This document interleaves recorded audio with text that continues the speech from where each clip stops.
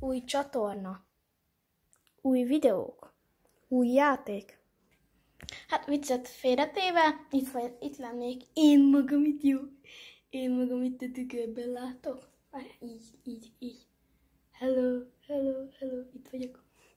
Hát a mai videóban el szerettem volna mondani, ahogy itt láttátok az elején, hogy lett egy új csatornám, a Balázs Kéli nevezetű csatorna, és lett rajta 2 új videó, hiszen az előző csatornámat valahogy, vagy hát tettem fel egy videót, és ezt csinált egy ilyen csatornát a gépem, hogy Balázs Kéli, és nem a Balázs blogja csatornához tette fel azt a 2 új videót, hanem egy új csatornára, aminek Balázs Kéli a neve.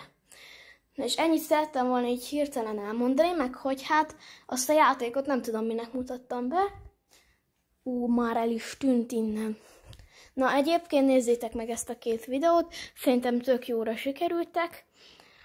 Hát, jó, a második videónak igaza van, mint az elsőnek, mert ez 1 hónappal ezelőtt raktam fel, ezt meg 16 órával ezelőtt raktam fel.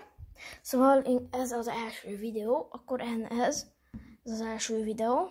Hát ennek igazából igaza van. Szóval hát igaz, hogy amit mondtam benne, és egyébként már itt van az új játék, amit ezt most vettük. Úristen, ez a kis kínai játék.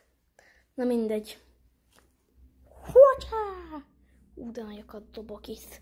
Na, tetszett a videó, akkor nyomjatok egy lájkot, és iratkozzatok fel. Cső!